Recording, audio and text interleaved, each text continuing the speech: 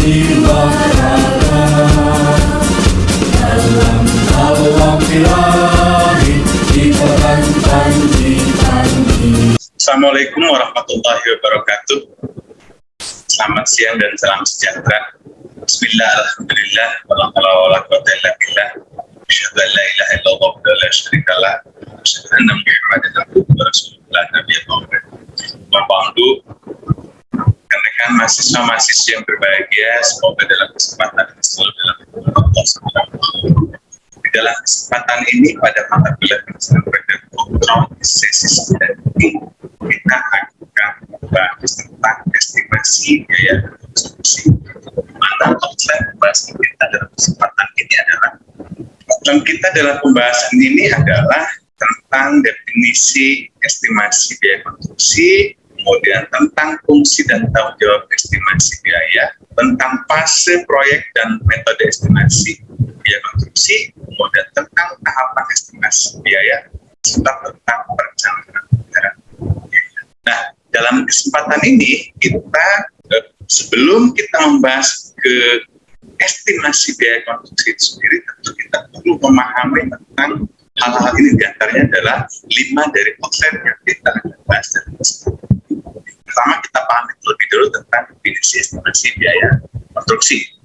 Nah, di mana definisi dari estimasi biaya konstruksi ini adalah salah satu proses utama dalam konstruksi untuk mengetahui, memperkirakan, mengantisipasi besarnya sumber daya, waktu dan metode yang diperlukan, serta risiko atau dampak yang diperkirakan akan terjadi sebelum, selama, dan setelah proyek selesai. Nah, inilah estimasi.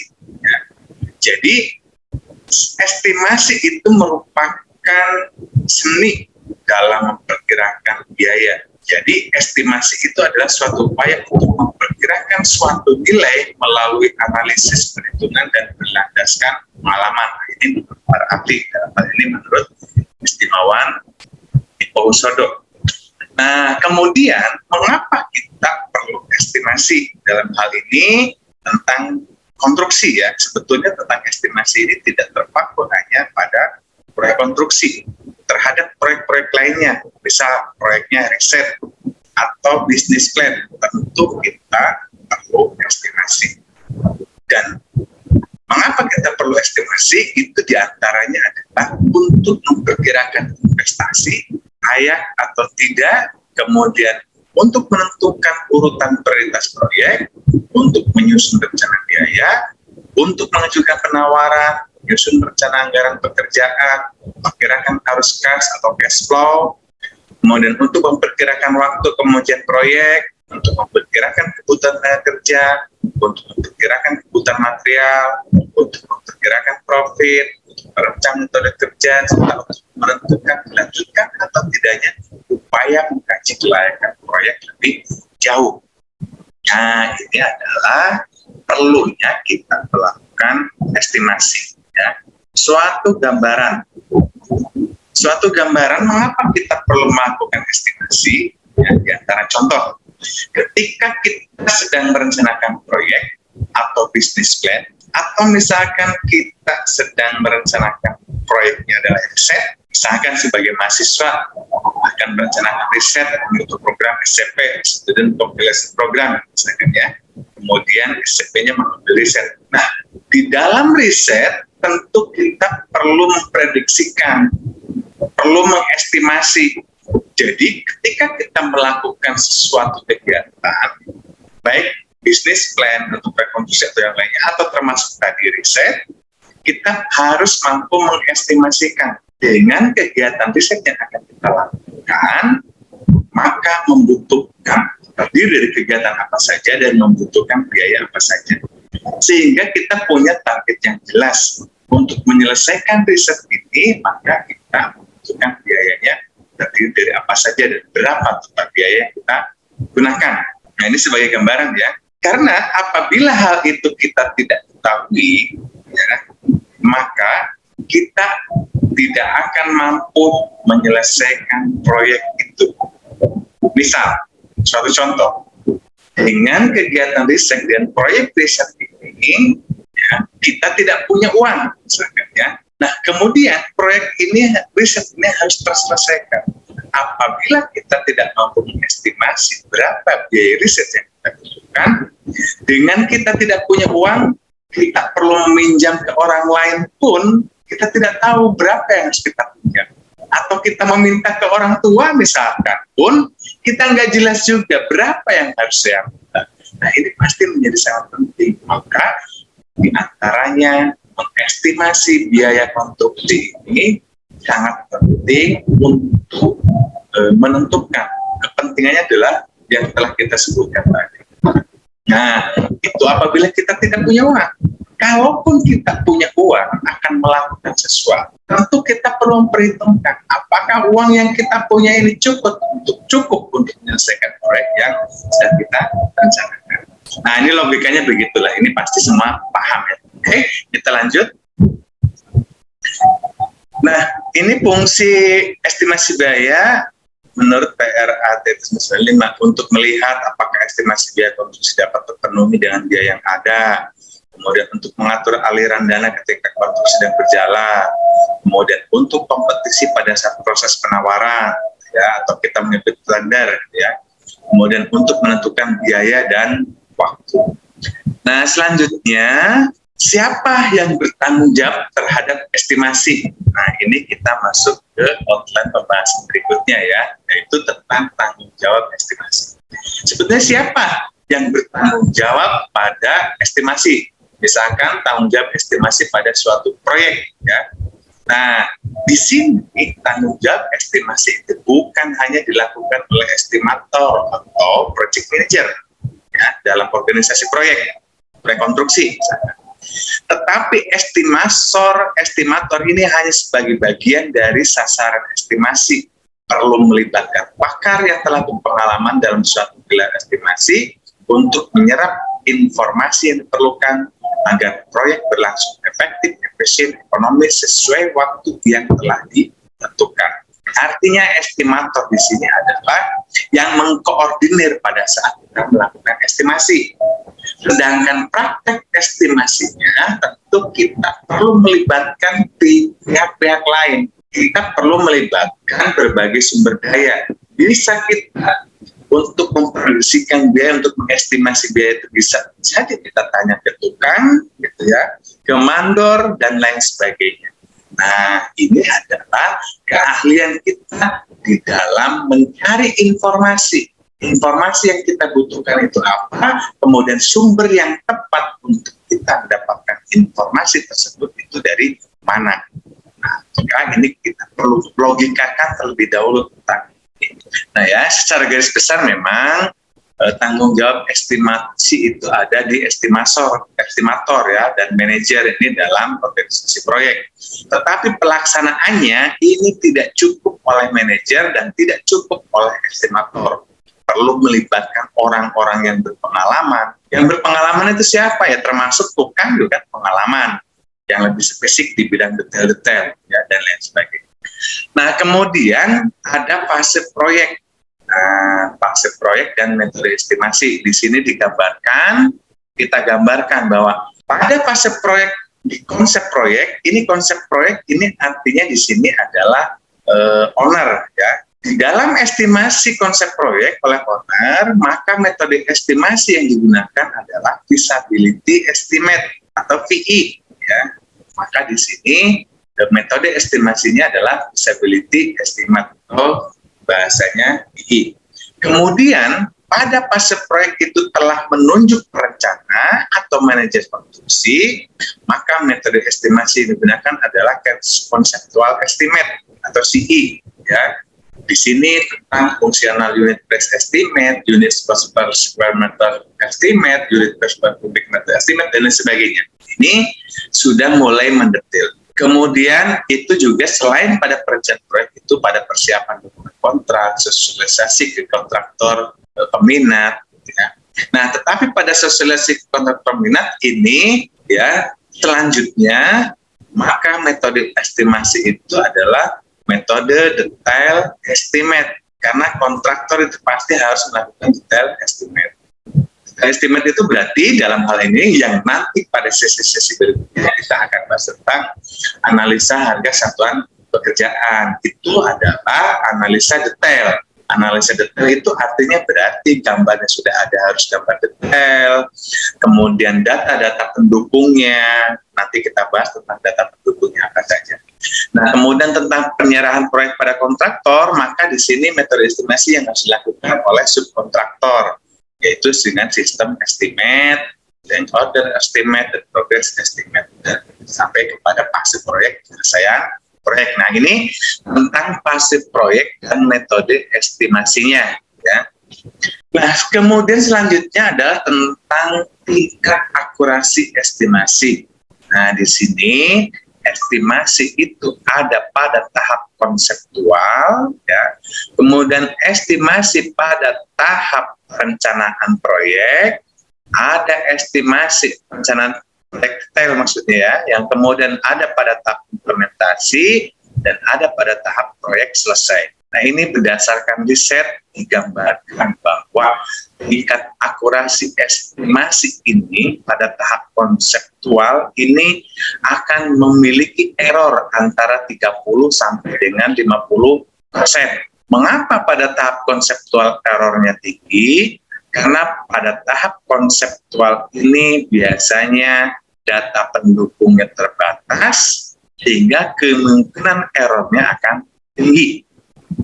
Dan kemudian yang kedua, pada tahap detail, perencanaan detail, ini kemungkinan error dalam estimasi ini antara 15 sampai dengan 30%. Ya. Nah, ini berdasarkan hasil riset. Yang kemudian pada saat implementasi, kemungkinan errornya ini rata-rata antara 5 sampai dengan 15%. Kemudian pada proyek selesai, ini tentu tidak ada error estimasi, karena proyek selesai ini adalah menghitung dari apa yang telah dilakukan, sehingga tidak ada error di sana. Nah, ini adalah tingkat akurasi dalam estimasi. Nah, sehingga siapa yang bisa melakukan yang bisa meminimalisir tingkat error di dalam konseptual? Tentu ini akademisi yang bisa, para ilmuwan ini yang bisa membuat minimalisir tingkat error pada konseptual. Kenapa sih tahap konseptual ini errornya tinggi? Karena jelas tadi data pendukungnya belum lengkap, sehingga ini hanya berdasarkan perkiraan. Kemudian yang kedua, kenapa di dalam tahap perencanaan detail ini juga errornya antara 15 sampai dengan 30%. Di dalam perencanaan ini juga masih kemungkinan banyak perubahan-perubahan atau banyak data-data yang tidak akurat yang sehingga menyebabkan tidak akuratnya suatu estimasi dan lain sebagainya. Nah, ini adalah gambarannya. Nah, oleh karena itu kita para engineer ini sebaiknya kita bisa meminimalisir tingkat error pada tahap konseptual. Nanti di tahap berikutnya, di sisi berikutnya, kita akan masuk pada materi analisa tahap konseptual agar errornya kecil. Hasil riset saya sudah membuktikan dengan membuat model, kemudian estimasi tahap konseptual ini memiliki error berdasarkan hasil riset antara 5%. Nah, ini nanti kita coba akan praktekkan di sesi-sesi berikutnya. Baik, kita ke outline berikutnya. Kemudian ada tahapan estimasi biaya. Nah, tahapan estimasi biaya itu ada tahap 1 di perencanaan, pelaksanaan, operasi, dan pemeliharaan. Ini saya tidak perlu diperjelas ya, sudah paham semua. Nah, apa persiapan estimasi? Nah, ini contohnya. Persiapan estimasi kalau kita kelompokkan itu menjadi tiga kelompok. Ada tentang data, ada tentang unsur utama estimasi, ada tentang kelengkapan data, ya, ada tentang unsur utama estimasi biaya, ada tentang lingkup estimasi biaya. Tentang data di sini, tentang pendukung di sini maksudnya ya. Pendukungnya berarti ada pendukung utama. Pendukung utamanya ada perlu pengumpulan data, pengolahan data, survei lokasi proyek, survei pasar, pemilihan metode estimasi, analisa awal, dan gelar estimasi.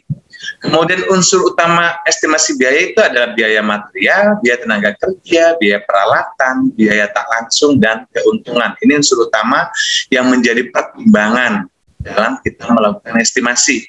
Dalam proyek konstruksi ada 5 unsur utama yang harus dipertimbangkan. dalam estimasi biaya konstruksi ya. Jadi ada biaya material, tenaga kerja, ada biaya alat, ada biaya tak langsung, dan ada keuntungan. Yang selanjutnya tentu ada pajak ya.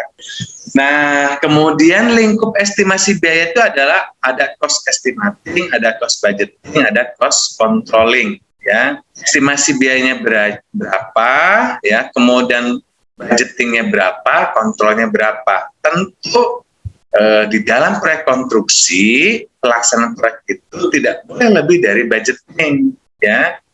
Nah, maka perlu dilakukan kontrol. Bagaimana kita bisa melakukan kontrol apabila kita telah lakukan estimasi? Nah, ini ya. Oke. Kemudian estimasi biaya, ada jenis estimasi, posisi dan waktunya ya. Ada posisi estimasi biayanya ada di IE atau engineer estimate, posisi penyusunnya dalam perencana atau konsultan, waktu penyusunannya adalah pada saat SID. Kemudian estimasi biaya OE atau owner estimate, atau harga perkiraan sendiri atau harga owner atau budgeting, ini pasti pemilik proyek. Waktu penyusunannya adalah saat pekerjaan akan dilaksanakan atau akan dilelang. Kemudian estimasi harga penawaran, ini posisi penyusunnya adalah peserta lelang. Dalam ini peserta lelang adalah kontraktor. Ya, waktu penyusunannya adalah saat pengajuan penawaran dalam proses lelang. Kemudian estimasi biaya pelaksanaan, itu penyusunnya adalah pemenang lelang, ya, kontraktor, konsultan, supplier. Tentu ini waktunya adalah setelah penandatanganan kontrak. Nah, kemudian rencana anggaran biaya atau RAB, ini perlu ada daftar kuantitas dan harga. Ya, nah, ini berdasarkan Perpres nomor 54 tahun 2010. Jadi definisinya adalah perhitungan besarnya biaya yang diperlukan untuk bahan dan upah serta peralatan yang berhubungan dan pelaksanaan pekerjaan proyek, meliputi lokasi proyeknya, waktu pelaksanaan proyeknya, metode pelaksanaan, dan lingkup pekerjaannya. Karena berdasarkan lokasi, waktu pelaksanaan, metode pelaksanaan, dan lingkup pekerjaan akan mengakibatkan perbedaan anggaran biaya. Kemudian di dalam Perpres juga sudah ditentukan ada standar biaya tertinggi bangunan sederhana, bangunan tidak bertingkat, bangunan tidak bertingkat. Nah, tentu di sana juga sudah ada standar biaya. Ya, nanti di sesi berikutnya kita akan bahas itu. Nah, secara garis besar, rencana anggaran biaya atau RAB ini dibagi ke dalam dua fase atau dua kategori. Kategori RAB secara kasar dan kategori RAB secara teliti. RAB secara kasar ini berdasarkan taksiran dan pengalaman, atau ini yang disebut tadi dalam estimasi konseptual, dalam tahap konseptual. Sedangkan RAB secara teliti ini secara detail, ini sudah masuk ke dalam perencanaan detail. Di sini maka sudah ada gambar, sudah menentukan spesifikasi teknis, dan kita sudah menganalisa harga satuan pekerjaan. Nah, ini nanti kita akan bahas di sesi selanjutnya bagaimana kita mengestimasi biaya secara kasar dan bagaimana cara kita mengestimasi biaya secara detail. Dua komponen ini ya, dua kelompok RAB ini kita akan pelajari di sesi berikutnya. RAB secara kasar bagi akademisi bagaimana supaya tingkat errornya kecil, kemudian bagaimana kita mengkombinasikan antara RAB kasar dengan RAB teliti. Nah, kemudian skema analisa harga satuan ini untuk pemahaman terlebih dahulu sebelum kita praktekkan ya. Skema analisa harga satuan itu mengandung unsur-unsur atau unsur-unsur RAB itu ya, komponennya apanya pasti kita harus mampu mengidentifikasi item pekerjaan. Setelah kita identifikasi item pekerjaannya, maka kita hitung kuantitinya, satuannya berdasarkan satuan masing-masing. Ada satuan luas atau meter persegi, ada satuan panjang atau meter, ada satuan kubik ya atau meter pangkat 3. Satuannya apa, kemudian harga satuan pokok pekerjaannya berapa. Nah, inilah yang kita akan pelajari sesi berikutnya bagaimana kita cara menganalisa harga satuan pokok kegiatan atau HSPK. Artinya di sini apa? Setiap item pekerjaan itu bagaimana cara menganalisa harga satuannya. Nah, ini ya, baru kita biaya. Ya, artinya RAB itu adalah item pekerjaannya apa, kuantitinya berapa, kemudian harga item pekerjaan itunya berapa, harga per item pekerjaannya berapa, maka jumlahnya berapa. Nah, ini adalah unsur-unsur dalam rencana anggaran biaya. Tentu ya dalam melakukan estimasi biaya, dalam kita melakukan analisa harga satuan pekerjaan ya, sebelumnya kita telah bahas tentang pendukung estimasi. Di sini di dalam analisa harga satuan pekerjaan kita spesifikkan lagi data-data apa saja yang perlu kita siapkan sehingga kita mampu melakukan analisa harga satuan pekerjaan. Nah, untuk melakukan analisa harga satuan pekerjaan, maka kita perlu mempunyai daftar harga material, kita perlu mempunyai daftar harga upah pekerja, kita perlu mengetahui atau mempunyai daftar harga atau perhitungan alat, dan kita mempunyai koefisien analisa harga satuan. Dari mana kita bisa mendapatkan analisa harga satuan atau koefisien analisa harga satuan? Koefisien analisa harga satuan pekerjaan itu kita bisa mengacu kepada SNI. Pertama-tama pasti kita perlu mengacu ke SNI, yang selanjutnya masing-masing kontraktor biasanya di sini telah mempunyai koefisien tersendiri. Nah, tetapi sebelum kita bisa menentukan koefisien sendiri, maka kita pelajari terlebih dahulu berdasarkan analisa harga satuan SNI. Nanti di sesi berikutnya secara detail kita akan praktekkan. Nah, kemudian selanjutnya adalah tentang harga perkiraan sendiri atau HPS. HPS itu adalah budget owner, gitu ya. Nah, HPS, definisi dari HPS itu adalah total biaya proyek yang telah ditetapkan oleh pemilik pekerjaan saat sebelum dimulainya pelelangan proyek tersebut. Dasar penyusunan HPS berdasarkan Perpres nomor 54 2010 tentang pengadaan barang dan jasa, ini tentu sudah ada pembaharuan ya. Pembaharuan sudah ada, ini sudah ada juga tahun 2019. Nah, dasar penyusunannya adalah dikalkulasikan secara keahlian dan berdasarkan data yang dapat dipertanggungjawabkan. Kemudian data yang dipakai untuk menyusun HPS berdasarkan pada data harga pasar setempat yang diperoleh berdasarkan hasil survei menjelang dilaksanakannya pelelangan dengan mempertimbangkan informasi. Pertama adalah tentang biaya satuan yang dipublikasikan secara resmi oleh BPS, kemudian biaya satuan yang dipublikasikan secara resmi oleh asosiasi, daftar biaya tarif yang dikeluarkan oleh pabrik atau distributor tunggal, kemudian biaya kontrak sebelumnya atau yang sedang berjalan dengan memperhitungkan faktor perubahan biaya, kemudian inflasi tahun sebelumnya, suku bunga berjalan dan atau kurs tengah Bank Indonesia, kemudian hasil perbandingan dengan kontrak jenis, dan IE, Engineer Estimate. Nah, ini adalah dasar dalam menentukan, dalam menyusun HPS dari poin A sampai poin D. Dan ini HPS inilah adalah harga atau biaya yang dipegang oleh owner dalam hal ini.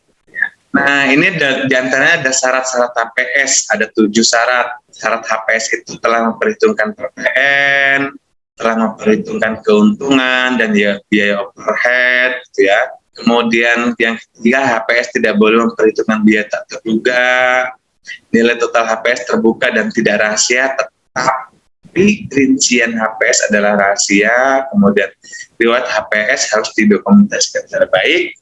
Kemudian HPS tidak dapat digunakan sebagai dasar perhitungan kerugian negara. Kemudian HPS disusun dan ditetapkan oleh PPK atau pejabat berkomitmen. Nah, ini adalah syarat-syarat dari HPS atau harga perkiraan sendiri. Ya, siapa yang punya HPS? Tentu dalam hal ini owner. PPK itu masuk ke kategori owner. PPK itu adalah pejabat pembuat komitmen. Kemudian apa fungsi HPS? Fungsi HPS itu adalah alat untuk menilai kewajaran penawaran, termasuk rinciannya. Kemudian HPS itu adalah dasar untuk menetapkan batas tertinggi penawaran yang sah dalam proses pengadaan. Kemudian fungsi HPS itu adalah dasar untuk negosiasi harga dalam penunjukan langsung dan pengadaan langsung. Kemudian HPS juga berfungsi sebagai dasar untuk menetapkan besaran nilai jaminan penawaran, dan HPS berfungsi sebagai dasar untuk menetapkan besaran nilai jaminan pelaksanaan bagi penawaran yang nilainya lebih rendah dari 80% dari nilai total HPS. Karena penawaran yang baik pada saat lelang itu tidak kurang dari 80%. Biasanya kalau kurang dari 80% itu diragukan, ya, mutu yang akan terselesaikan dalam proyek itu mutunya dikhawatirkan dan lain sebagainya apabila kurang dari 80%. Dan tidak baik juga pada saat kita melakukan penawaran itu 100% sesuai dengan HPS, dan itu juga bisa dikategorikan kalah. Ranknya itu adalah antara 80 sampai 90%. Oke. Kemudian tentang kategori penganggaran proyek konstruksi, ya, kategori penganggaran proyek konstruksi itu dilihat dari nilai anggaran. Nilai proyeknya lebih kecil dari 2,5 M atau pekerjaan juga tidak kompleks, maka ini perusahaan usaha kecil atau usaha mikro dan koperasi. Sedangkan lebih besar dari 2,5 M ini masuk perusahaan besar. Nah, kemudian untuk BUMN ini ketentuannya itu harus di atas 10 miliar. Baik, itu saja pemahaman dasar tentang estimasi biaya konstruksi di sesi ke-9 pada mata kuliah tentang proyek dan kontrol ini. Semoga ini bisa dipahami dan semoga ini bermanfaat untuk kita semua. Kurang lebihnya mohon dimaafkan. Saya akhiri, billahi taufiq wal hidayah. Assalamualaikum warahmatullahi wabarakatuh.